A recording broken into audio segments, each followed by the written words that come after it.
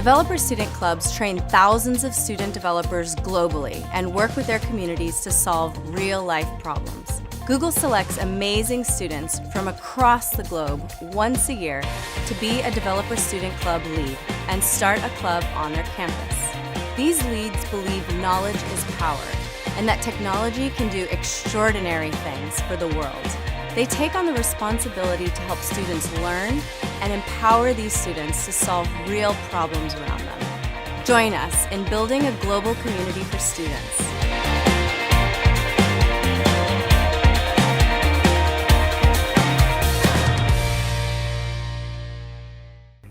Nanti kelihatan screen-nya?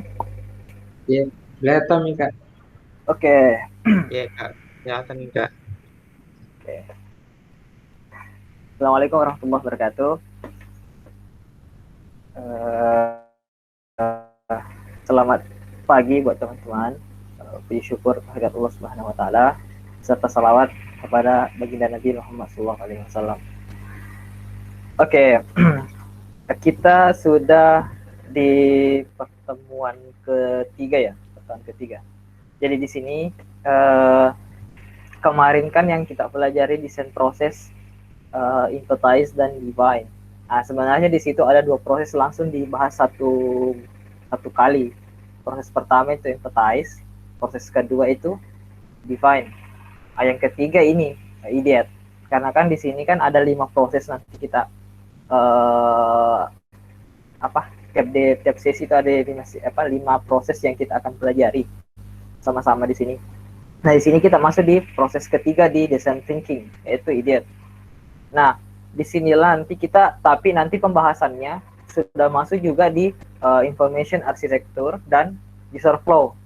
Nah, itu sebenarnya masuk di proses yang keempat, tapi kita masukkan saja di proses ideate karena di pertemuan selanjutnya itu pertemuan besok kita sudah masuk di mulai belajar UI basic, baik itu tools-toolsnya Figma, komponen-komponen dan sebagainya, bagaimana auto layout, bagaimana membuat desain yang responsif, seperti itu, kayak bagaimana di situ kita nanti bagi-bagi bagaimana sih ambil icon-icon, di mana plugin-plugin yang sangat dibutuhkan dalam membuat desain. Baru pertemuan hari Minggu kita sudah belajar masuk di desain proses yang keempat atau prototyping. Disitulah kita olah dari hasil study case kita akan menjadi sebuah desain aplikasi atau desain produk. Tapi sebelumnya kita masuk di tahap keempat, yaitu prototype, kita belajar dulu basic, baik itu UI kit, UI konsistennya, bagaimana cara membuat aplikasi, tapi dengan konsistensi konten-kontennya, konsistensi fontnya, konsistensi ikonnya dan sebagainya. Begitu pula dengan UI principle-nya sih gimana. Kita berkaca pada kita berpatokan pada prinsipal UI-nya bagaimana gitu. Jadi ada sedikit sih kesalahan di rule-nya di situ kan, di situ bilang desain proses 2, baru ideate. Sebenarnya di situ proses ketiga. Itu sih kesalahan saya sih. Oke, lanjut ya. Nah, topik kita hari ini itu ada 3, brainstorming, proses ide, dan arsitektur information architecture dan user flow. Tapi di sini yang di proses kedua di sini cuma ada 2 di sini topiknya sebenarnya. Tapi kita ambil topik yang ada di proses keempat, masukkan di sini saja supaya nanti di proses keempat itu bisa lebih banyak waktunya kita belajar langsung prototypingnya bagaimana. Nah, tapi sebenarnya aku minta maaf kepada teman-teman karena kan hari Sabtu kemarin kita kan bilang bahwa hari ini kita sudah tampilkan study case yang kita ambil tentang donor darah. Tapi aku minta maaf karena hari ini tidak aku tampilkan. Karena kenapa? Data-datanya belum lengkap. Karena kemarin saya sibuk di kampus, kurang lebih 3 hari di kampus terus. sehingga tidak ada luang waktu untuk melakukan riset ke teman-teman. Dan kayak paling riset wawancara saja untuk kuesioner belum sempat saya buat. Dan insya Allah besok saya usahakan besok saya sudah tampilkan. Jadi study case yang kita ambilkan di sini donor darah. Jadi besok sudah ada datanya tentang empathize-nya dan sudah definisi sudah dapatkan definition problemnya bagaimana kalau misalnya sudah bentuk data. Yang ketiga, kita sudah masuk juga di idiot. Dan pertemuan pada hari Minggu nanti kita sudah masuk di prototyping study case-nya. Nah, di situ sudah kita gabungkan. Dan besok pasti saya sudah tampilkan di sini. Untuk hari ini minta maaf karena data-datanya belum lengkap. Oke, kita lanjut ya. Nah, ini kan design process design thinking kan. Kita kemarin sudah pelajari empathize dan define. Sekarang kita masuk di idiot. Nah, seperti yang sudah dijelaskan kan kemarin di sini design thinking ini bersifat non-linear, jadi bisa saja nanti kita bolak-balik gitu kalau misalnya sudah dalam bentuk implementasinya. Sekarang kita masuk di idiot. Misalnya nanti di idiot ini kita tidak mendapatkan ide-ide yang diinginkan, itu bisa kita kembali ke define untuk mendefinisikan kembali apa sih yang menjadi problem di situ sehingga ide-ide kita yang kita inginkan tidak dapat. Nah, sekarang sebelum kita lanjut nih, aku mau tanya sama teman-teman nih. Ini dari berapa ini? Ada 8 ya. 8 di sini brand-brand yang aku tampilkan. Manakah teman-teman dari ke-8 ini yang memberikan solusi kepada teman-teman? Yang benar-benar memberikan solusi? Kayak memecahkan suatu masalah yang dihadapi kehidupan sehari-hari, akhirnya dengan munculnya aplikasi ini mana yang memberikan solusi, lebih memberikan sangat impact-nya kepada teman-teman besar. Coba siapa yang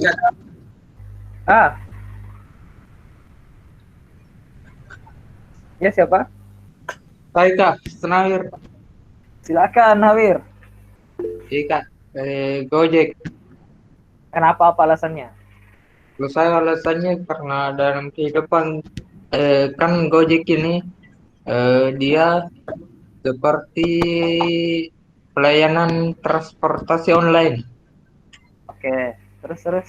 Jadi kan yang tidak mempunyai transportasi atau ingin memesan transportasi, silahkan mengakses aplikasi Gojek ini. Jadi mempermudah si user untuk mengakses aplikasi transportasi online. Oke, benar banget. Ada lagi nggak selain Nawir? Nawir udah benar banget nih. Ada selain Nawir kan mengatakan bahwa Gojek lah bagi dia yang ada di kolom komentar Kakak. Oh, ada di kolom komentar ya? Oke.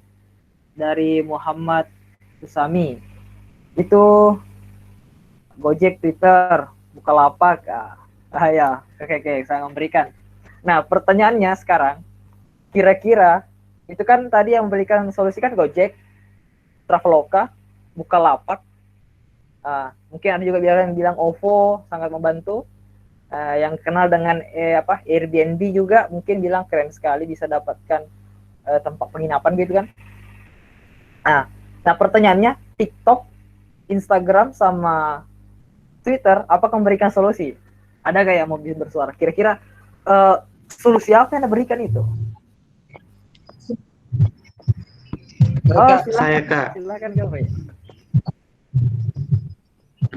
Nah, kalau saya TikTok juga ini memberikan solusi sebenarnya. Iya, terus.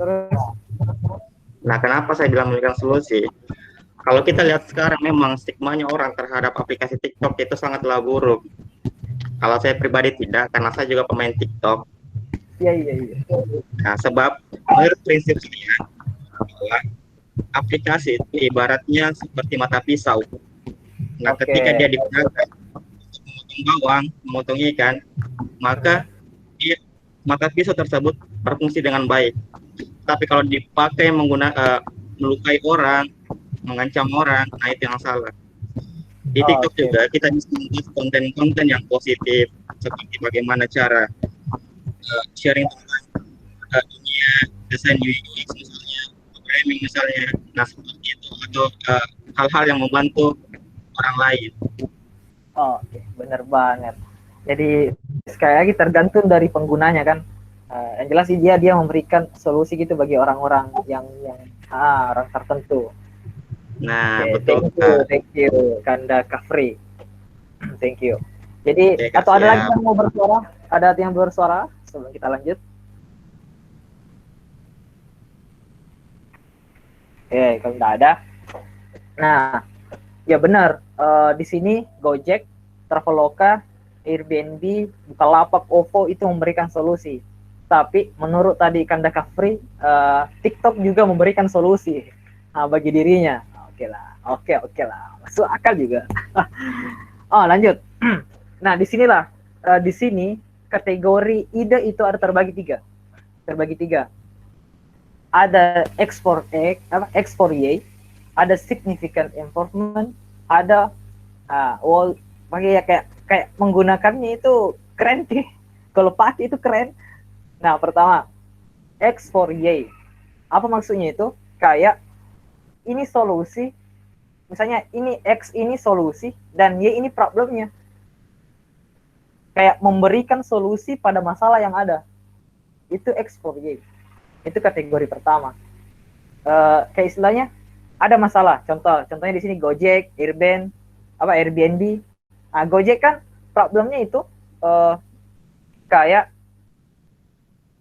problemnya itu orang itu bagi pengojek itu susah untuk mencari pelanggan kan atau yang kan. Nah, datanglah Gojek untuk memberikan solusi. Begitu pula dengan Airbnb. Nah, itu X for Y. Kayak istilahnya ada masalah sehingga muncul solusi. Itu kategori ide pertama. Nah, mas contohnya lah Gojek sama Airbnb. Yang kedua, significant improvement. Kayak apa maksudnya ini? Kayak ini ide, ini muncul, tapi ide sebelumnya sudah ada. Sudah ada idenya, tapi ide datang untuk untuk mengembangkan ide yang sudah ada. Contoh, Traveloka. Traveloka itu kan penjualan.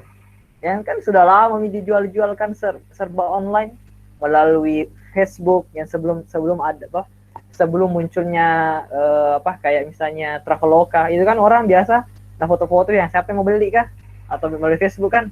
Nah itu kan dulu sebelum ada Traveloka, Bukalapak. Nah tapi munculnya ide Traveloka atau Bukalapak itu untuk lebih memudahkan lagi, untuk mengembangkan ide-ide yang sudah ada, lebih memudahkan lagi. Itu significant improvement.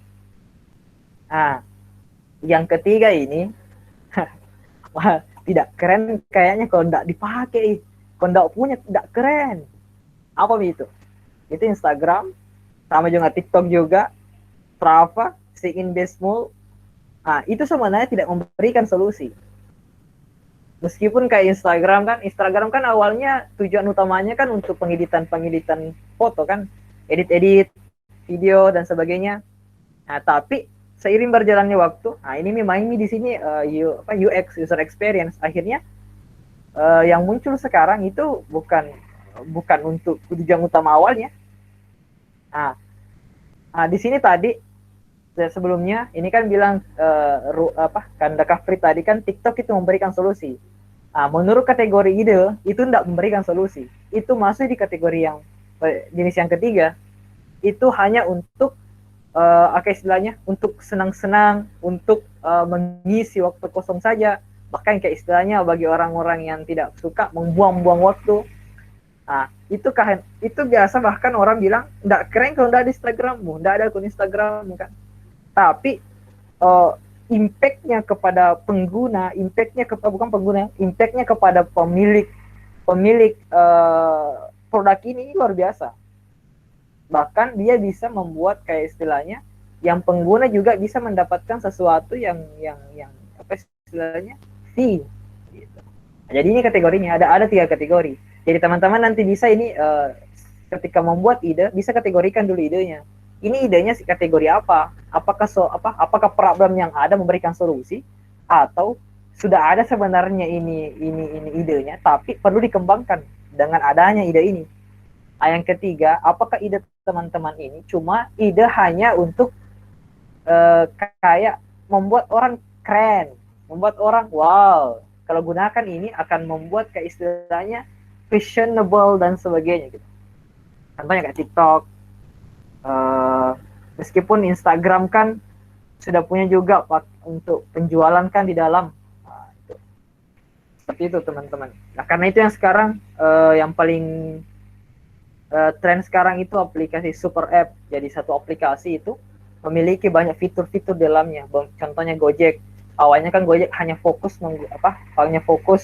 untuk pengantaran saja, kayak istilahnya ojek saja, ojek online. Nah, sekarang kan sudah ada GoFood, GoCar, sudah ada apalagi namanya dan sebagainya kan, itu sudah menjadi super app. Nah, sama dengan Instagram juga sudah ada store-nya di dalam. Itu kategori ide. Oke, lanjut. Nah sepertama dalam idiot. Nah sekarang kan kemarin kan kita sudah mendefinisikan problem. Kita sudah membuat pertanyaan-pertanyaan kayak istilahnya dengan menggunakan metode home make way. Nah, sekarang dari problem statement yang kemarin sudah jadi dan home make way-nya yang sudah jadi, terus gimana caranya kita membuat satu ide? Bagaimana caranya kita mendapatkan satu ide yang banyak? Nah, ini namanya brainstorming. Apa itu brainstorming? Itu diikuti dari laman di business.plus.com. Secara sederhana katanya, brainstorming itu metode untuk menginspirasi pemecahan masalah secara kreatif dengan mendorong anggota kelompok untuk mengeluarkan ide sambil menahan kritik dan penilaian. Jadi ini sebenarnya kalau begini, ini cocoknya sekali kita offline sih sebenarnya. Kita bisa praktikkan langsung. Jadi ini brainstorming kayak mengeluarkan ide, memberikan mindset pada diri kita seakan-akan semua yang kita inginkan, semua yang kita pikirkan bisa dilakukan. Itu brainstorming. Kayak istilahnya, ini kan aplikasi misalnya, anggaplah kita ambil Gojek, tentang pengantaran istilahnya kan. Jadi semua yang kita pikirkan, oh saya mau antar ke bulan deh, tulis. Tidak perlu pikirkan bisa tidaknya. Misalnya lagi muncul ide, bagaimana kalau ku ubah nama Indonesia? Tulis, tidak perlu pikirkan. Itu brainstorming. Jadi jadikan dirimu, semua yang kamu pikirkan yang ada dalam otakmu, tulis semua. Itu adalah ide. Tidak ada yang tidak mungkin kita bisa lakukan. Brainstorming. Nah inilah yang akan mengeluarkan ide-ide sambil jangan ada yang nahan rasa kritik dan penilaian kalian. Nah ini brainstorming. Oke. Nah, definisi lain dari brainstorming itu kayak proses mencari ide. Pada proses brainstorming, kamu sebaiknya berpikir dengan pola pikir semua dapat dilakukan. Seperti yang saya tadi katakan, semua bisa dilakukan. Cari solusinya sebanyak mungkin, walaupun itu nyeleneh dan absurd malah pun. Cari aja, walaupun jangan batasi idemu. Misalnya, kan nanti study case kan, meskipun maaf karena belum kita tampilkan hari ini, study case-nya nanti kan tentang tentang donor darah. Kalau misalnya sementara pencarian ide masih di brainstorming, muncul idemu, oh iya, datang saja langsung ke rumahnya, langsung tusuk tangannya, langsung ambil darahnya, tulis saja. Jadikan dirimu bisa semua kau lakukan. Itu brainstorming. Terus pertanyaannya bagaimana caranya nanti itu dilakukan? Nanti ada namanya prioritas ide. Nanti di situ diambil ide-ide yang keren, ide-ide yang tidak masuk akal, tiba-tiba nanti jangan sampai masuk akal. Nah, tapi mulai dari mana kita untuk melakukan brainstorming? Nah, ya tentunya mulai dari apa yang ada di depan mata kita, alias solusi yang paling kelihatan atau solusi yang paling mudah. Kemudian barulah kamu lakukan observasi dari situ. Kayak istilahnya, apapun yang kamu lihat di depanmu, tiba-tiba muncul idemu, tulis saja. Itu brainstorming. Kayak intinya, semua yang kau pikirkan bisa kau lakukan. Itu brainstorming. Nah, kata kuncinya di brainstorming, fokus pada kuantitas, bukan kualitas. Kayak kayak tulis aja semua, makin banyak makin bagus. Kalau sedikit enggak, bukan brainstorming. Makin banyak makin bagus. Kalau bisa ratusan ide, bagus lagi. Makin banyak ide makin bagus. Karena yang dicari itu banyaknya, bukan kualitasnya. Yang dicari itu banyaknya, bukan dari kualitasnya. Jadi utamakan kuantitasnya. Makin banyak makin bagus. Dan jangan batasi pemikiranmu untuk memikirkan hal-hal apapun itu. Yang baik itu tidak berhubungan dengan idemu, tulis saja semua. Kenapa muncul namanya TikTok? Kenapa muncul namanya Instagram? Karena kenapa? Itu ide-ide nyeleneh loh. Ide-ide nyeleneh, ide-ide yang kalau kayak istilahnya Gojek. Apa dibilang kemarin, kalau pernah dengar curhatannya Nadiem Makarim, pendirinya Gojek, sekarang Menteri Pendidikan, apa dibilang kemarin pas mau bikin aplikasi Gojek, dibilang orang gila, bahkan disuruh ke tempat kalau tempat orang gila, disuruh. Karena kenapa? Pemikirannya gila katanya. Mana mungkin seperti itu. Nah, itulah yang membuat orang seperti itu berpikir seperti itu akan membuat satu solusi, membuat satu perubahan drastis di daerah-daerah situ, kayak misalnya di Indonesia tentunya. Makanya teman-teman, kalau misalnya ada kalau ada ide teman-teman, baru sampaikan kepada teman kalian, baru bilang kok dongokmu gila sekali, kok mana ada bisa seperti itu. Justru itu yang akan menjadi perubahan yang luar biasa. Jadi jangan bahkan bangga kok bilang ada orang gila karena idemu, bukan karena yang lainnya, karena idemu. Nah, sekarang tips untuk sesi brainstorming yang keren. Bagaimana sih? Nah, di sini ada 7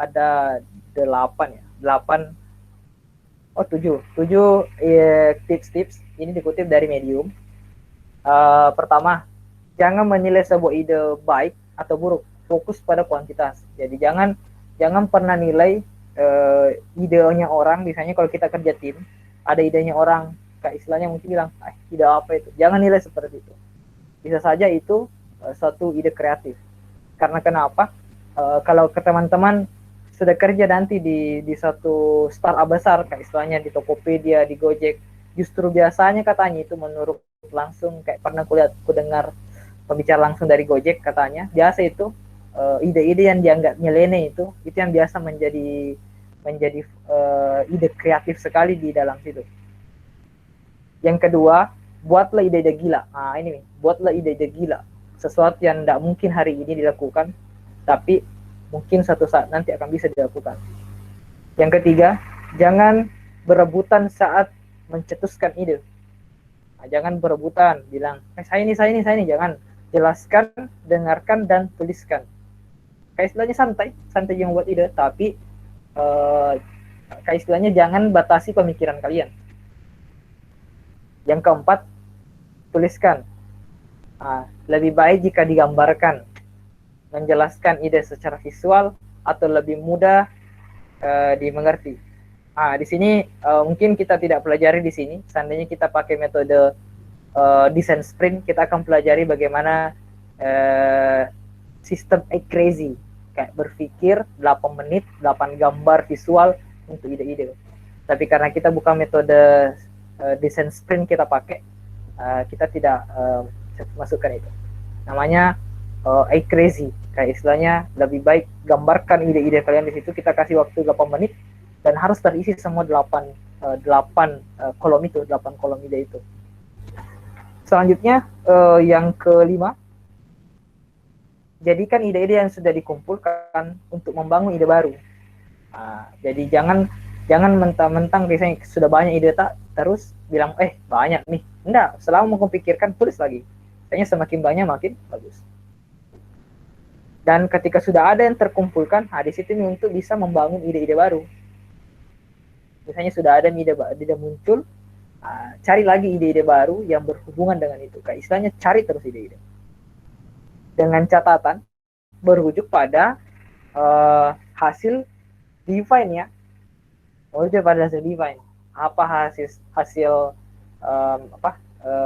hasil definition problemnya, atau problem statementnya, terus menjawab pertanyaan-pertanyaan dari homework way-nya, Yang keenam, fokus pada kuantitas. Ya, sebut lagi deh. Pokoknya itu yang paling utama, fokusnya itu di kuantitas. Itu paling penting banget deh di brainstorming. Dan terakhir itu fokus ke topik dan ke masalahnya. Nah, itu kayak fokus ke hasil define-nya, apa problem statement-nya, dan apa homework way-nya. Jawab semua pertanyaan-pertanyaan yang ada di homework way kalian. Oke. Nah, ini contohnya. Ini kok ambil dari Google. Saya lupa cantumkan situsnya. Nah, ini contohnya. Misalnya di satu tim itu ada empat orang. Nah, di sini nih dia cantumkan semua. Biasanya kan orang kalau teman-teman sudah kerja dalam satu tim itu pasti tidak lepas, terutama dalam dunia UI UX, pasti tidak lepas dari sticky note. Saya tulis semua ide-idenya di situ, makin banyak makin bagus. Nah, seperti ini mungkin gambarannya kalau kita pencarian ide. Pokoknya satu orang itu bebas, makin banyak makin bagus. Biasanya itu kalau sedikit ada apa, diketawain masa sedikit sekali, harus banyak idenya. Nanti di favorit ide gitu menggunakan prioritas idenya bagaimana. Oke. Untuk sekarang ada nggak yang mau bertanya tentang brainstorming sebelum kita pindah di prioritas ide?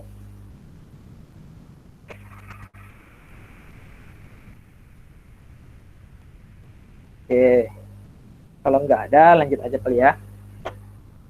Oke, langsung di prioritas ide. Nah, di prioritas ide, setelah kita udah banyak dapat idenya, sekarang saatnya kita apa? Boleh bertanya? Oh, silakan kan dah.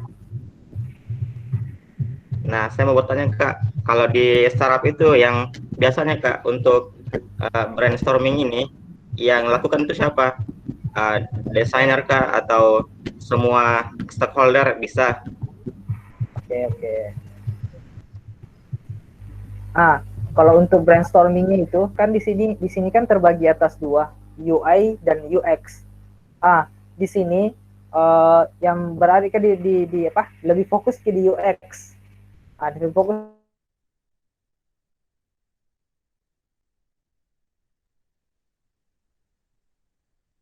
di UX. Oh, mati.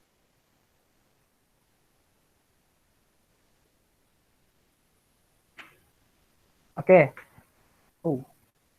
Lebih fokus di UX-nya. Udah nyala lampu.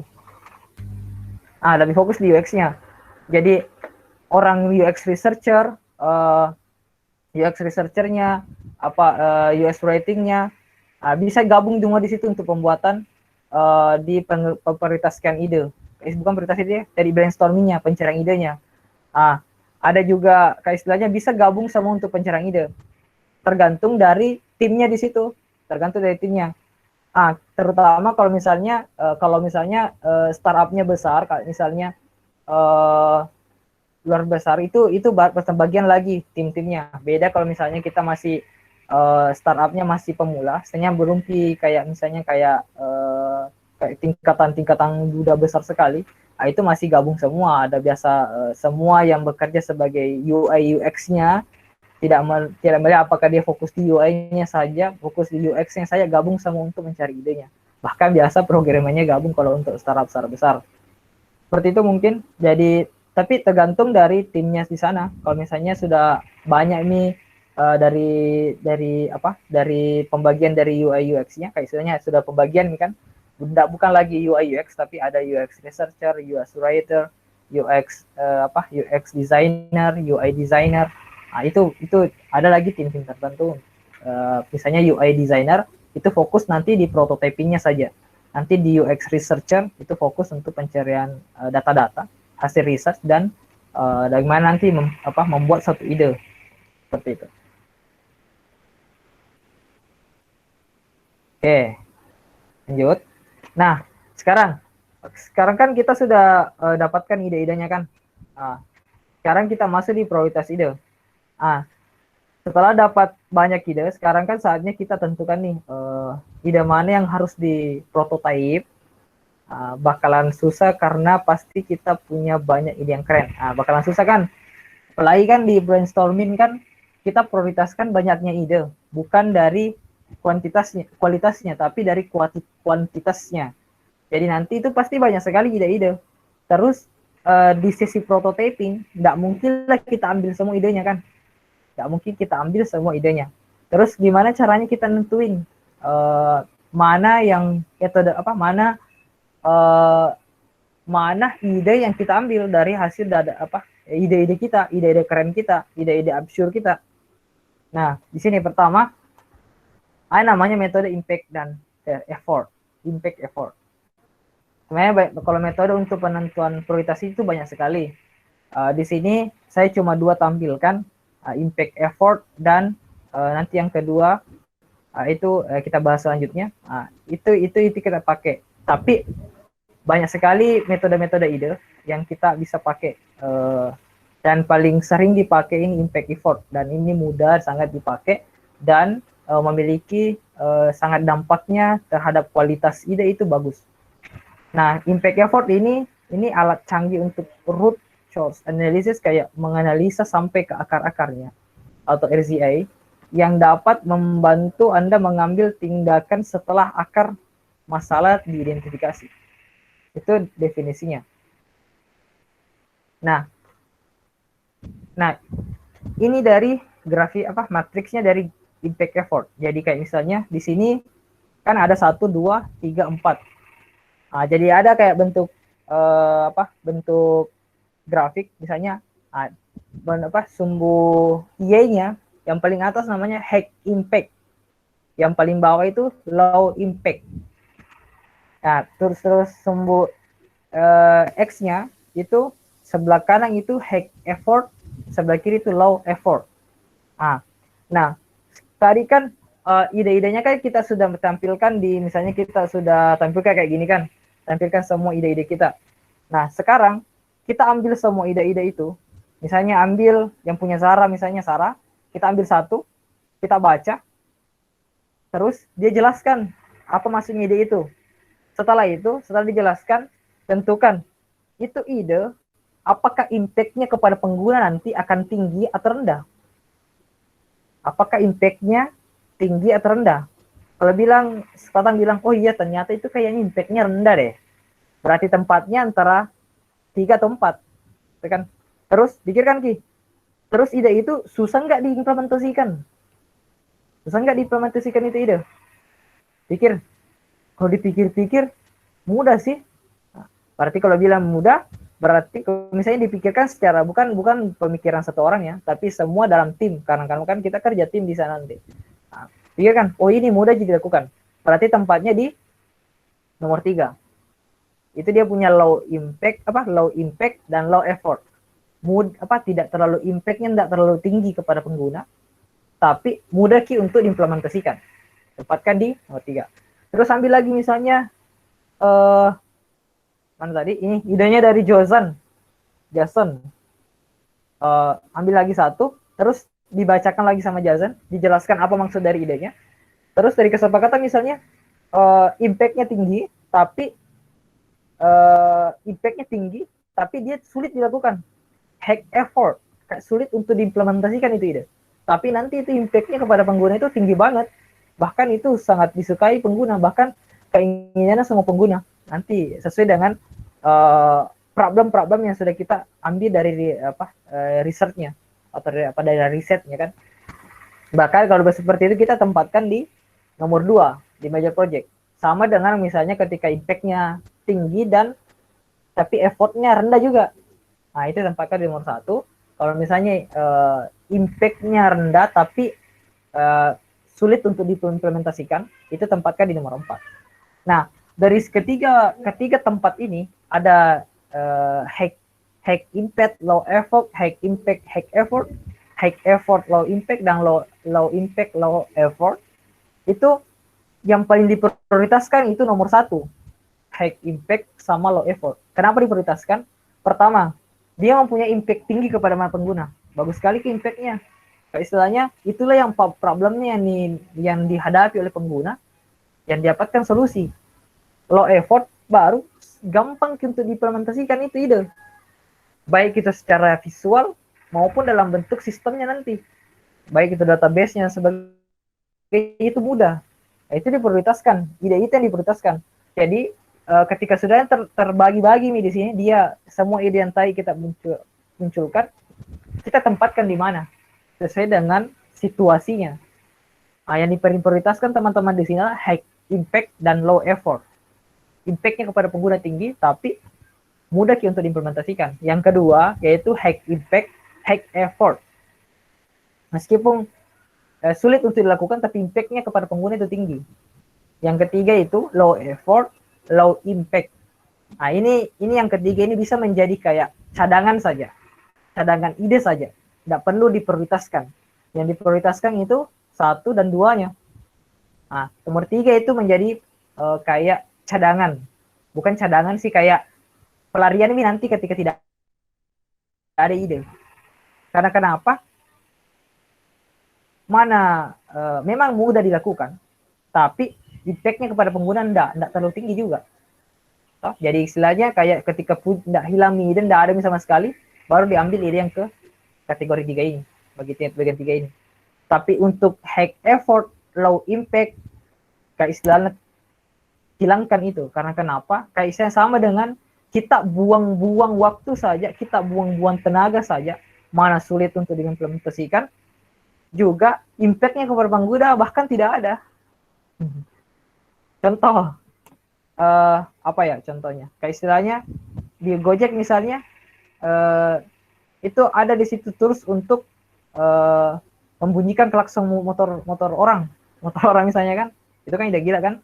Misalnya bagaimana mungkin pakai HP langsung bunyikan klaksonnya Gojek misalnya kan? Tapi memang itu tidak mungkin. Tapi misalnya ada seperti itu. Tapi kira-kira impact-nya kepada pengguna atau drivernya, impact-nya kepada yang bunyikan klakson itu ada nggak? Itu tidak terlalu. Sulit kan untuk dilakukan? Dipikirkan saja setengah mati programmer bagaimana caranya connect kan dengan klakson motor kan? Itu kan tidak pakai jaringan kan? Nah itu contohnya kalau misalnya 4 high effort, low impact. Jadi tinggalkanlah itu nomor 4. Jangan pernah diambil. Kayak istilahnya dilarang lah. Bukan dilarang sih, buang tenaga, buang buang duit dan sebagainya. Buang-buang. Oke. Selanjutnya, cara kedua itu pilih ide yang semenarik mungkin. Bagaimana menurut ini cara yang kedua ini paling mudah dilakukan. Nah, ide yang menarik maksudnya ini adalah cara yang paling simpel, karena tujuan utama dari proses ini adalah mencari ide yang akan diprototipe. Maka kamu bisa memilih langsung ide yang paling menarik dan menurutmu dapat menjadi solusi terbaik. Tapi enggak sekedar asal pilih aja. Cobalah untuk membuat kategori dari ide-ide tersebut agar kamu dapat membuat variasi prototipe yang beragam. Nah, di sini juga biasa kalau misalnya kita masih di sini di impact effort, biasa kan kalau misalnya banyak sekali idenya. Sementara di high impact dan low effortnya di nomor 1 itu banyak sekali sampai 50 ide yang muncul di situ. Nah, itu kan masih banyak sekali. Nah, itu bisa kita sinkronkan dengan pilih ide yang menarik. Nah, caranya bagaimana? Pertama, kategorikan dulu ide-idenya. Nah, yang kedua yang biasa dipakai sama orang dalam suatu startup itu kayak misalnya, kan itu biasa kan pakai sticky note kan ditempel-tempel. Misalnya sticky note ditempelkan di low effort impact dan impactnya low, effortnya low dan impactnya tinggi. Terus itu dikasih kayak penjepit sih kayak semacam pemilihan kayak di pemilihan baru tempelkan misalnya satu orang memiliki 2 suara. mau tempelkan ki yang di kategori nomor 1 itu mempunyai impact tinggi dan low effort, pilih yang mana di situ menurutmu menarik. Nah, di situ dipilih secara demokrasi. Nah, di situ biasanya pakai orang, dan yang terpilih itulah yang akan dimasukkan dalam prioritas ide. Seperti itu. Sama dengan misalnya kalau misalnya tidak menggunakan impact effort, langsung dengan menggunakan ide yang menarik, bisa juga langsung ki pemilihan sama tim. Nah, misalnya sudah ditampilkan semua ide-idenya, karena ada kami kayak demokrasi, kayak istilahnya masing-masing orang tergantung dari kesepakatan berapa ide, berapa suara satu orang. Nanti dia tempelkan di situ mana ide yang dia pilih.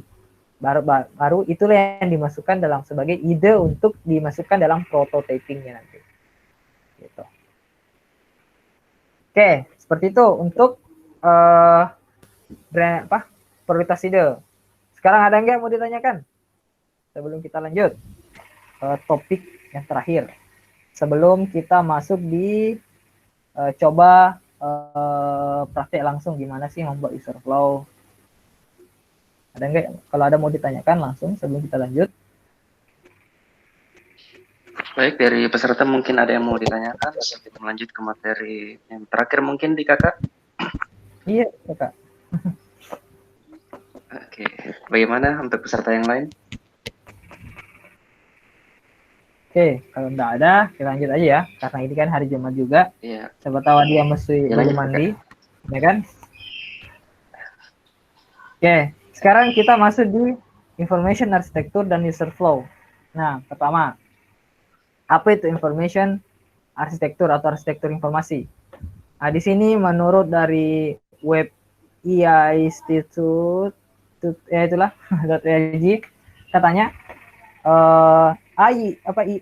information architecture atau arsitektur informasi itu adalah praktik memutuskan bagaimana mengatur bagian-bagian sesuatu agar dapat dimengerti. Itu menurut dari website EI Institute.org. Yang kedua menurut uxbold.com, AI itu atau information architecture adalah tentang membantu orang-orang memahami lingkungan mereka dan menentukan apa yang mereka cari di dunia nyata maupun online. Nah, oke. Jadi, banyak orang ingin tahu bagaimana IA berhubungan dengan UX. Nah, UX design itu mempraktikkan IA sehari-hari. Keduanya berhubungan erat. Sederhananya, IA merupakan keterampilan penting dalam UX dan disiplin ilmu lainnya seperti content strategy, technical writing, library science, dan interaction design. Kayak IA ini kayak istilahnya memberikan gambaran kepada orang bahwa begini nanti alur dari desainnya. Oke, kita lanjut supaya tahu nanti. Nah, apa output dari IA? Hasil output dari IA atau information architecture itu diantaranya menyusun state map, hierarki atau strukturnya, keorganisasian, menu, navigasi, dan metadata. Nah, ketika seorang content strategi itu mulai memisalkan konten dan membaginya ke dalam kategori, nah, ia melakukan praktek information architecture. Nah, di situ kita mulai praktek information architecture, kayak mengkategorikan struktur-struktur dari bagaimana alurnya nanti ini prototypingnya.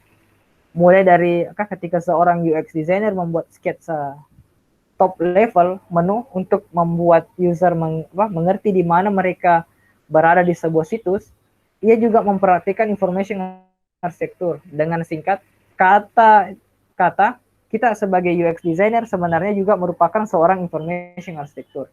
Nah, ini sebenarnya information architecture kalau misalnya kita bicara kehidupan, misalnya dari kebiasaan-kebiasaan di Makassar itu masih jarang dipakai.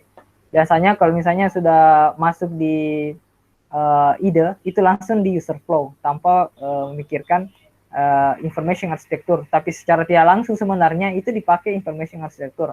Karena mulai dari pengkategorian menu, navigasi, hierarki, sitemap, itu sebenarnya semua itu information architecture. Nah, selanjutnya user flow. Nah, tapi sebelum masuk di user flow, ada namanya user journey. Nah, kenapa harus ada user journey dulu sebelum ada user flow? Nah, kita contohkan saja dengan contoh, misalnya tadi ambil pasana, kayak istilahnya ambil ojek tadi, ojek online. User journey-nya kayak gini, kayak istilahnya, user baru keluar dari mall, lakukan pemesanan ojek online, setelah itu menunggu ojek datang, setelah ojek datang, user naik ojek, lalu mereka berangkat dan sampai di lokasi tujuan user. Itu contohnya, user journey. Udah mengerti nggak dari contohnya?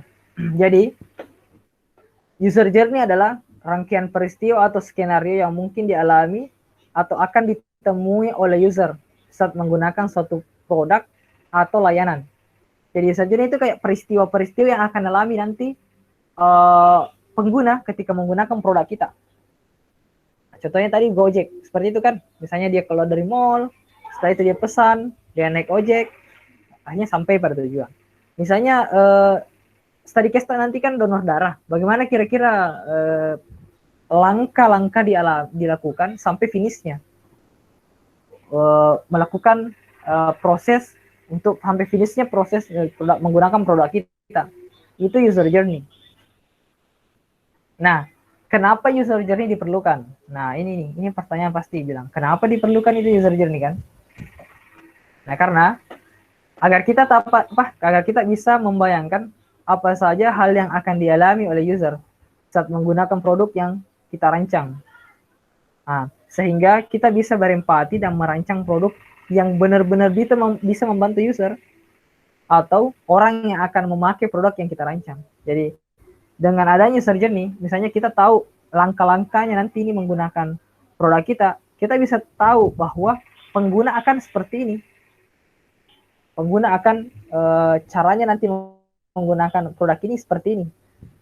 Dari situ kita bisa lakukan riset bahwa apa-apa sih pada misalnya langkah pertama, kalau dari mall, apa-apa yang dilakukan sebelum memesan ojek online misalnya kan, ojek online kan contohnya.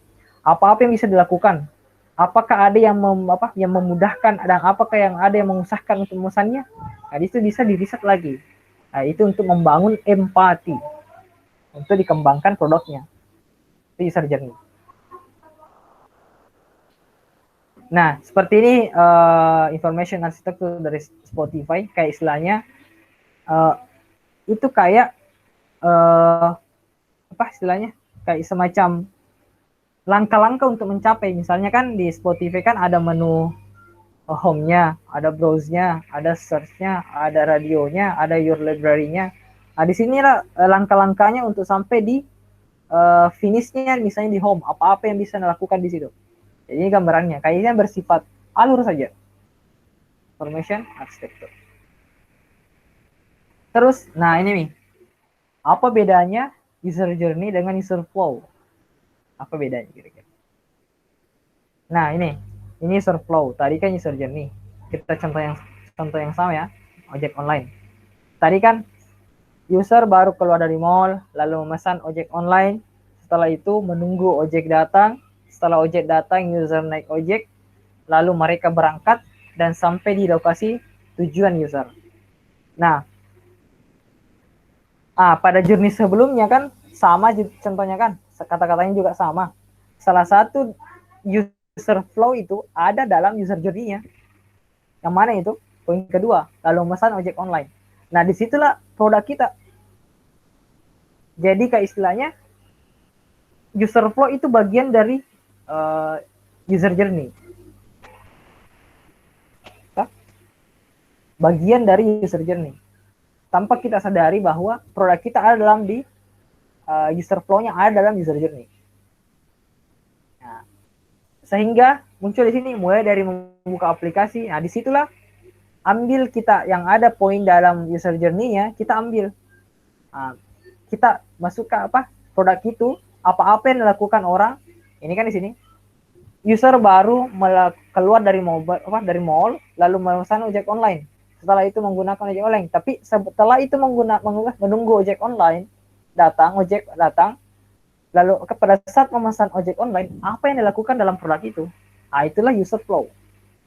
Apa yang dilakukan dalam produk itu? Masa nak pegang saja pemesanan, mau ngapain? Klik-klik pastikan. Nah, itu user flow. Itu perbedaannya.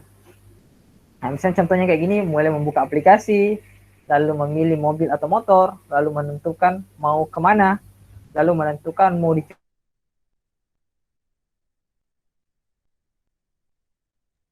dijemput di mana, lalu menekan tombol pesan. Contohnya kayak gitu.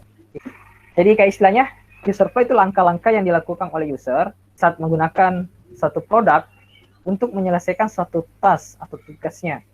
Task pada cerita ini adalah memesan ojek online. Kayak istilahnya, langkah-langkah yang dilakukan sebelum menunggu ojek itu datang. Nah, jadi bisa kita katakan bahwa user journey adalah gambaran besarnya, sedangkan user flow itu adalah detail di tiap tahap yang dialami oleh user. Detailnya, kayak istilahnya garis besarnya itu user journey, dan user flow-nya itu kayak detail dari garis besarnya atau kayak gambaran besarnya. Oke, mudah-mudahan teman-teman mengerti ya. Nah, ini contohnya user flow. Ini contoh sketsa dari user flow. Kayak istilahnya user flow itu lebih spesifik lagi. Tadi kan user journey kan cuma sekedar alur saja. Kayak misalnya di home apa yang dilakukan, dia kayak berurut saja ke bawah. Nah, sedangkan di user flow itu sudah ada kayak misalnya diprogramkan seleksi. Misalnya ini login, setelah login lakukan submit. Nah, di situ diseleksi apakah user valid atau enggak. Kalau enggak, kembali ke login. Nah, itu kayak lebih spesifik. Jadi kayak UI designer itu agak mudah untuk membuat desainnya. Karena kenapa? Dia tahu bahwa ketika diklik ini akan kemana, Ki. Ketika diklik tombol ini atau diklik konten ini ke kemana, Ki. Sama dengan itu sangat memudahkan. Contohnya juga kayak pakai istilahnya setelah seleksi bahwa masuk nih di page-nya, ketika misalnya belum login, itu kan ada seleksinya. Bagaimana caranya kita tahu bahwa ketika desainnya ini diklik kemana, Ki? Nah, itu user flow. Nah, ini juga termasuk user flow, tapi namanya ini ke screen flow. Tapi user flow juga, tapi karena bentuknya yang berbeda, namanya screen flow. Apa perbedaannya dari user flow? Ini lebih detail lagi. Karena kenapa? Sudah ada low fidelity-nya di sini. Kalau teman-teman bekerja di instansi besar, secara besar, ini dia sudah pakai seperti ini. Screen fidelity. Karena kenapa? Kan pembagiannya sudah ada. Kayak sudah ada bagian UX designer, ada UI designer. Jadi yang kerja kan low fidelity-nya, kayak istilahnya mock-up-nya itu kan anak UX. Nah, sambung kami juga bagaimana alur aplikasinya. Nah, itu menggunakan user flow. Jadi anak desainer, UI designer itu agak sangat memudahkan untuk, karena sudah ada gambaran bagaimana screen-nya nanti. Bagaimana gambaran screen-nya. Contohnya itu kan ada pop-up-nya, diklik itu kemana, Ki? Ke screen mana, Ki? Nah, ini bisa screen flow. Pertanyaannya, mana lebih bagus? User flow atau screen flow? Sama, tapi lebih detail lagi screen flow. Screen flow dibandingkan user flow. Kan user flow kan hanya kayak istilahnya simbol-simbol saja. Tapi kalau screen flow sudah ada low fidelity-nya. Wireframing fidelity, low fidelity. Oke. Nah, ini tools online ya yang bisa kita pakai membuat user flow. Ada namanya Mocha Flow, bisa diakses di mochaflow.com. Ada juga balsamic.com, flowmaps.com, ada juga whimsical.com. Jadi teman-teman bisa, kalau untuk flow map itu berbayar, cuma satu project yang kita bisa free-nya. Kalau Mocha Flow, yang biasa saya pakai itu flow map. Itu nanti kita juga nanti teman-teman kita praktikkan di sini itu menggunakan flow map. Kalau teman-teman mau coba yang ketiga ini silakan kunjungi aja, karena dia bersifat online, bisa diakses melalui browser teman-teman. Oke, seperti itu mungkin. Sampai sini ada pertanyaan nggak? Sebelum kita masuk di prakteknya gimana sih cara bikin user flow? Oke. Baik, jadi terima kasih untuk Kakak Apriandi untuk materi hari ini. Tunggu ya, saya share screen juga. Oke, saya makan ya.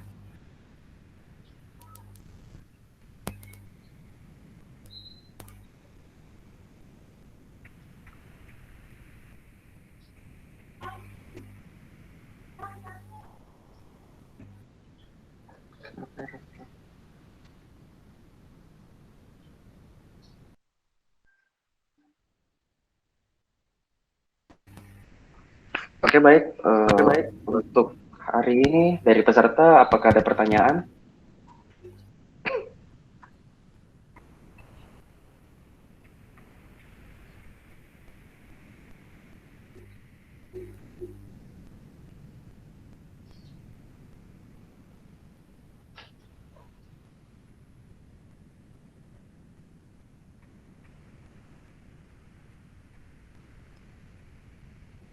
Saya lihat tadi. Ya. Oke, coba. Saya mau bertanya Kak. Oke, silakan. Silakan Kakak Kafri. Begini Kak, kan tadi pembahasan hari ini itu mengenai ide. Nah, bagaimana ketika idenya sudah rampung, kan tadi digambarkan menggunakan sticky note toh, kita simpan di nomor 1 yang high effort sama low low effort sama high impact. Ya. Nah, apakah ide yang sudah disimpan di poin pertama itu Kak masih perlu lagi diuji lapangan atau langsung diimplementasikan? Oke. Mungkin cuma itu Kak. Oke. Bagaimana misalnya sudah masuk tadi di prioritas ide, kita menggunakan metode impact effort. Kita menggunakan metode impact effort. Misalnya di poin pertama yang perlu diprioritaskan itu kan impact-nya tinggi dan effort-nya rendah, yang di poin 1 kan. Nah, bagaimana caranya misalnya? Apakah ide-ide yang ada di situ sudah diuji di lapangan? Ini baru ide. Jadi jawabannya ini belum. Ini masih ide. Nanti setelah dapat idenya, kita diskusikan sama tim dan tim sepakat untuk mengambil ide itu, barulah kita masukkan di prototyping untuk membuat suatu user interface-nya. Nah, setelah sudah jadi user interface-nya, sudah jadi kayak prototyping-nya, barulah masuk di metode terakhir, yaitu usability testing. Untuk menentukan apakah ide yang kita ambil di proses ideat itu sesuai enggak dengan kebutuhan user. Tapi pengambilan ide itu tidak menjauh dari, bahkan semua menjawab dari problem statement dan homemade way yang diambil dari proses empati dari calon pengguna. Jadi kayak bukan asal-asal ide buat ide aja. Jadi problem statement yang kita dapatkan dari hasil proses pertama, kalau muncul namanya homemade way-nya atau pertanyaan-pertanyaan tentang masalah-masalahnya, nah itulah yang akan menjawab pertanyaan-pertanyaan di ide, di prioritas ide, bukan di brainstorming, pencarian ide. Nah, pada setelah kita mendapatkan idenya, kita sudah pakai kategorikan dengan menggunakan impact effort, misalnya kita menggunakan metode impact effort, disitulah baru kita masuk di prototyping. Nah, di situ setelah prototyping, barulah kita pakai istilahnya usability testing kepada pengguna. Apakah desain ini, aplikasi ini akan impact-nya kepada pengguna bagus atau tidak? Apakah memudahkan atau tidak? Nah, setelah lolos di usability testing, barulah kita main di programmer. Jadi kayak istilahnya kita sudah tahu bahwa aplikasi ini akan diterima pasar. Kayak istilahnya datanya sudah ada. Sehingga programmer itu tidak akan bekerja 2 kali. Hanya untuk mengembangkan nantinya. Tapi dengan catatan ya, bukan artinya semua ide-ide itu akan diterima, tapi istilahnya daripada kita hanya membuat ide-ide yang tidak pernah diteskan kepada penggunanya. Nah, ya, di sini di UI UX itu langsung diteskan kepada penggunanya sesuai dengan kebutuhannya. Apakah dia memudahkan atau tidak? Nah, seperti itu mungkin jawabannya. Atau masih ada nggak yang mau ditanyakan? Oh iya Kak, makasih Kak, sudah paham. Siapkan dah. Baik, dari peserta lain mungkin ada yang ingin ditanyakan. Tadi saya lihat di sini Hasnawir mengangkat tangan. Oh ya, silakan Kakak Yuliana Isabella. Ya, baik. Terima kasih atas kesempatannya. Assalamualaikum warahmatullahi wabarakatuh. Salam. Tadi kan dijelaskan beberapa step-stepnya tuh Kak, yang user flow, kemudian script flow itu dalam melakukan research seperti itu, apakah harus dilakukan semua atau bisa di salah satunya saja? Apa tadi? Enggak kedengaran. Dalam melakukan research, user flow dan screen flow, kemudian user journey juga itu harus dilakukan ataukah itu salah satunya saja? Oke. Kayak apakah harus dilakukan user flow, arsitektur kayak itu information architecture atau user journey dalam mencapai prototyping? Apakah dilakukan semua itu? Ya, ya. Oke. Nah, apakah kita harus lakukan semua? Kan tadi di situ ada kan information architecture, ada user journey, ada user flow. Itu sebenarnya masih ada loh sebenarnya. Saya enggak masukkan. Ada namanya task flow. Pokoknya ada lagi istilah-istilahnya lagi yang lain. Tapi apakah harus dilakukan semua? Jawabannya tidak semua. Dan bisa juga semua. Kapan dilakukan semua? Contohnya kayak begini. Misalnya kita buat startup. Sementara dari segi kayak istilahnya orang-orang di dalamnya belum memiliki tim yang kayak istilahnya masih satu dalam tim UI UX saja. Untuk istilahnya kita hanya menggunakan information architecture itu dalam skala, bukan ke dalam bentuk kayak istilahnya bagaimana cukup kita melis-list apa-apa yang ada di dalamnya. Information architecture harus ada supaya kita tahu bahwa sebelum membuat user flow, tahap isinya dalam satu konten itu apa. Misalnya home, apa-apa di situ di dalamnya sudah sampai ke tujuan tak. Misalnya di menu, apalagi misalnya menu order, apa-apa yang ada di dalamnya situ. Terus user journey juga sebenarnya tidak perlu kita tulis secara tertulis sekali, asalkan di sini masuk di understand, bagaimana caranya kita mengerti. Ketika teman-teman sudah mengerti penggunanya nanti bagaimana alurnya supaya menggunakan aplikasinya, itu sama dengan user journey. Tapi tadi gambarannya bagaimana itu prosesnya. Sama dengan tadi kan contohnya ojek kan. Jadi harus kita pahami. Itu orang kalau mau pesan ojek, bagaimana alurnya sampai pesan ojek sampai finishnya. Tapi ketika teman-teman sudah paham, semua tim teman-teman sudah paham itu, alurnya itu artinya itu teman-teman sudah paham user journey-nya. Cuma istilahnya itu pakai namanya user journey. Mungkin teman-teman biasa baru kenal namanya ternyata di user journey, tapi implementasinya selalu teman-teman lakukan. Karena kenapa? Harus kita paham memang penggunanya siapa. Pasti tahu kan, bilang ini orang biasanya kalau begini mau pesan seperti ini. Setelah melakukan pemesanan, pasti ada gini. Itu user journey. Kalau untuk user flow harus ada. Karena kenapa? Itulah yang akan menjadi patokan untuk UI designer untuk membuat produknya, desain produknya. Itulah yang akan menentukan alurnya bagaimana. Ketika misalnya seorang UI designer tidak memiliki user flow, itu istilahnya tidak tahu apalagi konten yang dibuat. Istilahnya setelah diklik ini kemana lagi? Itu akan komunikasinya akan lebih panjang. Tapi ketika misalnya ada user flow, atau lebih spesifiknya lagi screen flow, nah, itu lebih akan sangat memudahkan bagi UI designer. Seperti itu. Ya, baik. Sangat jelas. Terima kasih, Oke, baik. Kak. Bagaimana? Jelas sekali. Terima kasih. Oke. Oke, kita lanjut aja kali ya, karena ini kan Jumat nih. Oke. Aku share screen ya. Bagaimana kakak mau lanjut? Oh ya, silakan. Oke.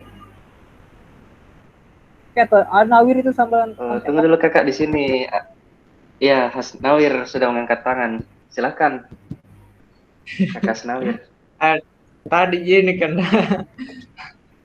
tapi yang slide terakhir tadi slide terakhir.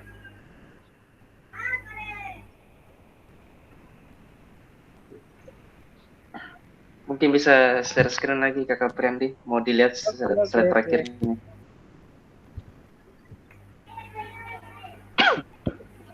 Yang ini.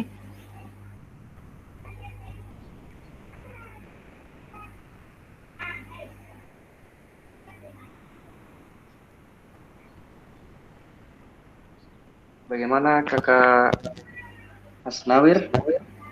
Apakah slide yang ini? udah kelihatan. Oh, iya. Sebelumnya kak, Nih. ya ini apa tadi kak? Putus-putus gitu tadi. Ini namanya screen flow. Sama aja user flow juga, tapi dia lebih detail dibandingkan user flow. Karena kenapa? Ini kan sudah ada kayak semacam wireframe-nya, low fidelity wireframe-nya kan. Nah, jadi UI design itu lebih jelas Misalnya ini ngeklik ini kemana Nah, misalnya kan button ini kalau ngeklik kemana gitu. Tapi kalau misalnya yang ini user flow, ini kan nggak ada wireframing-nya kan, belum ada low fidelity wireframing-nya kan. Dia hanya bentuk kayak istilahnya ilustrasi saja, menggunakan kotak saja dengan nama di situ. Nah, tapi di sini lebih ke ada ilustrasi lebih detailnya berupa wireframing, low fidelity.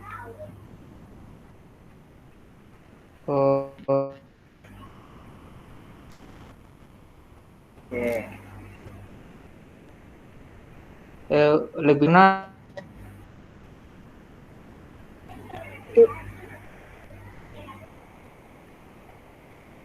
Bagaimana kakak Hasnawir?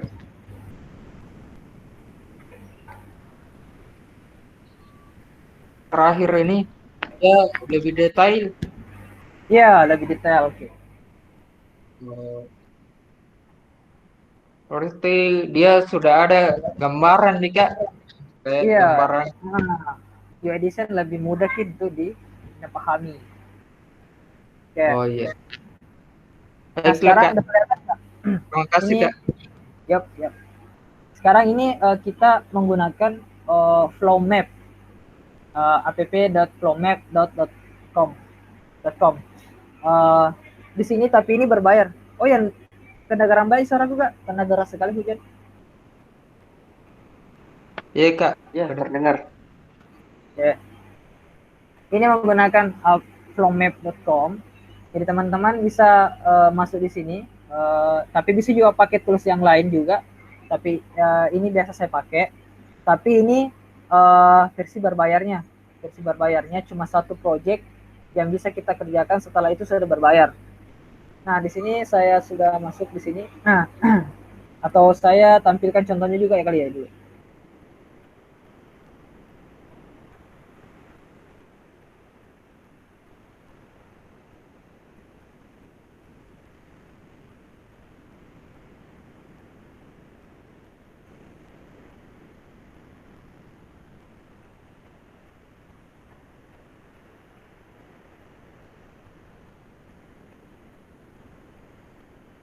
Kelihatan itu? Kak, kelihatan. Nah, di sini contohnya kayak gini. Pertama, eh, ada startnya, misalnya selus itu ada kayak login user. Nah di sini ndak perlu masukkan bagaimana seleksi masuk usernya, sama aja dengan tadi kayak istilahnya ketika misalnya login, ketika misalnya user login itu ada masalah akan kembali kalau loginnya kalau benar key akan masuk di home. Nah setelah masuk di home, muncullah di sini menu-menu. Kita bisa masukkan di sini menu-menunya, misalnya dalam aplikasi itu ada 4 menu misalnya. Di sini kan kamus kesehatan, konsultasi online, penjualan obat, artikel. Ini user flow yang lain ya, bukan untuk study case ya nanti, karena belum kita buat. Nah, setelah itu, ketika misalnya kita masuk di menu kesehatan, akan muncul di situ apa? Misalnya mencari solusi kesehatan. Setelah itu, nah ini untuk kotak, ini artinya kayak istilahnya, apalagi istilahnya itu kalau kayak istilahnya ada di dalamnya, kayak istilahnya normalnya gitu, muncul di menunya. Nah, setelah itu masukkan masalah kesehatan. Nah ini kalau misalnya bentuknya kayak gini, itu ilustrasikan bahwa itu sesuatu yang diinput. Kayak istilahnya login, misalnya login kan input username, itu kita pakai kode ini. Misalnya bentuknya kayak gini, artinya ada penginputan. Setelah itu menampilkan solusi masalah. Setelah itu ketika sudah itu kembali lagi ke sini. Jadi alurnya cuma 3. Jadi nanti UI designer itu agak mudah. Berarti nanti ini cuma 3 screen nanti kubuat, atau 3 frame nanti saja kubuat. Selebihnya itu hanya untuk misalnya berhasilnya atau tidaknya, tapi screen utamanya itu ada 3 gitu. Jadi ada gambaran gitu kan, mencari solusi kesehatan. Oh iya, berarti kayak bentuk kamus kesehatan ya. Oke. Setelah itu masukkan masalah kesehatan. Oh, oke, dalam bentuk inputan. Kan sudah ada gambarannya kan. Nah selanjutnya menu kedua, konsultasi online. Nah di situ kayak misalnya ketika diklik konsultasi online akan muncul daftar kumpulan dokter konsultasi. Itu kan sudah dijelaskan. Oh iya, nanti tampilnya kayak gini nanti kumpulan dokter konsultasi. Setelah itu pilih salah satu dokter. Setelah itu pilih dokter. Setelah itu pilih jenis konsultasi. Nah di sini masuknya di sini ada video call, telepon, chatting. Nah di situ lebih banyak gambarannya. Ketika kontennya apa istilahnya, ilustrasinya kayak bentuk apa, bola ketupat kayak ini. Itu artinya sama dengan seleksi. Kayak misalnya kita video call, otomatis kan ketika video call kan ditunggu dulu diangkat kan. Ketika dia diangkat akan kembali ke sini. Itu ilustrasi user flow-nya. Seperti itu mungkin untuk user flow. Nah, bagaimana caranya kita buat? Tunggu kita keluar dulu. Maaf ya, jaringanku agak jelek.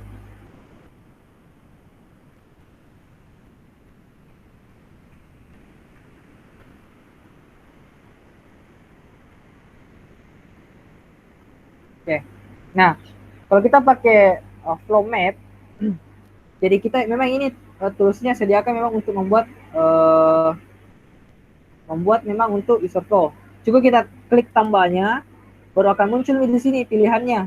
Apakah bentuk proses, apakah dalam bentuk decision atau seleksi, atau untuk terminatornya atau startnya gitu kan. Misalnya kita buat dulu terminator pertamanya.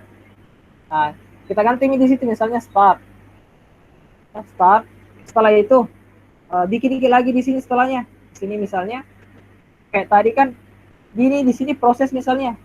Nah, misalnya kita kasih misalnya seleksi, misalnya kita kasih di sini decision bahwa untuk loginnya. Bisa kita misalnya di sini kayak istilahnya user masuk. Nah, ketika misalnya mau arahkan key, klik saja yang di sini, baru arahkan key ke di sini. Itu akan otomatis membuat kodenya.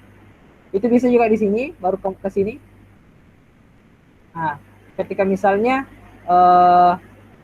ketika misalnya tidak masuk key akan batal, misalnya kembali ke start. Saya kita tambahkan lagi. Nah, di sini kasih proses, misalnya proses dalamnya. Masuk ini ketika misalnya berhasil dia masuk di home. Di home. Ini. Oke. Nah, untuk misalnya kalau misalnya kita pakai kayak misalnya ini kan gagalnya, itu biasa ilustrasinya untuk memberikan ilustrasi kepada UI designer itu lebih mudah. Kita ubah. Nah, ini ada di sini pilihannya di bawah. Kita bisa ubah menjadi kayak istilahnya garis putus-putus. Nah, teman-teman juga bisa mengubah warnanya sesuai dengan kebutuhan untuk menandakan bahwa itu apa istilahnya kayak terjadi kesalahan gitu. Seperti itu. Jadi seperti ini ini salah satu tools teman-teman bisa pakai untuk membuat user flow dengan sangat mudah. Tapi ketika misalnya teman-teman sudah menggunakan Figma, nah itu di situ juga ada pluginnya dalam membuat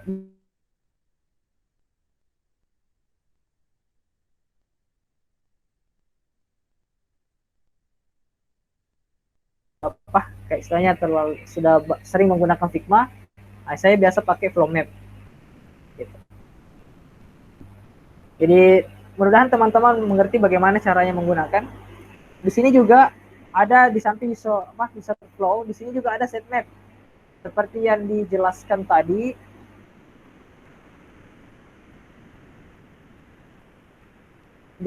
kan ada namanya apa? Ada kan namanya tadi kayak ini, apalagi screen flow kan? Misalnya kita e-commerce project, misalnya kita tambahkan saja contohnya apa? Contoh yang diberikan. Nah, di sini sudah disediakan di sini. Nih, sudah disediakan apa kayak konten istilahnya kayak apa ya kayak wireframing low fidelity-nya yang sudah templating di sini. Misalnya kan ini bentuk about, ini bentuk contact us, ini bentuk wishlist, ada di bentuk some conditional. Nah, ini juga bentuk misalnya shopping cart. Nah, itu sudah bisa disediakan templating sama flow maps. Jadi di sini kalau kita menggunakan state map itu akan lebih memudahkan bagi desainer untuk membuat alurnya bagaimana. Karena itu bisa kita tentukan misalnya ketika diklik ini, misalnya lagi ini, misalnya diklik ini ditambahkan akan kemana Ki? Itu menggunakan set map atau hasilnya itu istilahnya screen flow. Oke. Mungkin seperti itu. Ada yang ingin ditanyakan?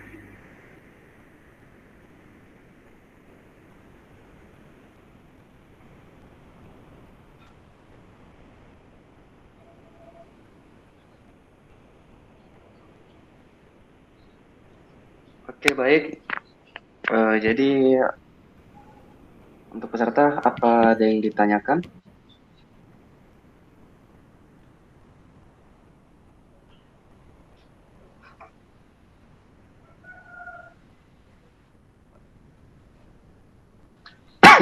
Mungkin sudah tidak ada, Kakak Prendi. Oke, kalau sudah tidak ada. Karena berhubung juga waktu mendekati sholat Jumat. Iya benar sih. Mungkin sekian pertemuan hari ini. Mudah-mudahan materi pagi menjelang siang ini, siami kali ya, bisa teman-teman pahami. Kalau teman-teman ada yang mau ditanyakan silahkan, tidak usah sungkan-sungkan, japri aja atau DM di Instagram atau chat di grup baik di Telegram maupun di WhatsApp. Pasti kami jawab sesuai dengan kemampuan kami. Sekian, assalamualaikum warahmatullahi wabarakatuh. Okay. Thank you.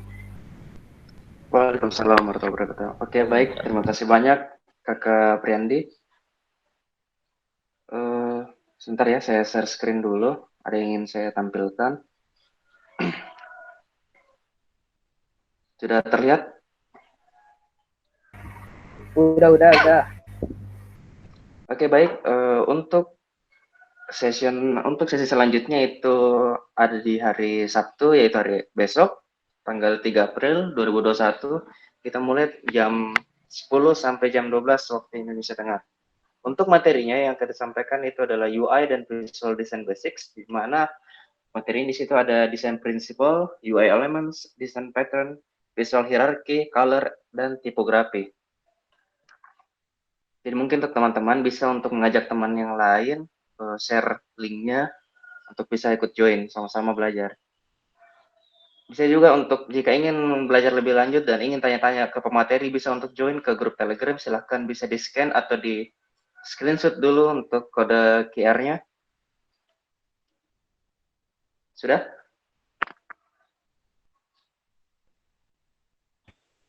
Oke, terima kasih dan minta tolong untuk peserta bisa memberikan feedback-nya melalui link yang ada di tampilan ini. Lalu bisa juga untuk langsung men-scan kode QR yang ada yang tertera. Baik, kurang dan lebihnya mohon dimaafkan untuk materi hari ini. Terima kasih. Assalamualaikum warahmatullahi wabarakatuh. Waalaikumsalam. Waalaikumsalam.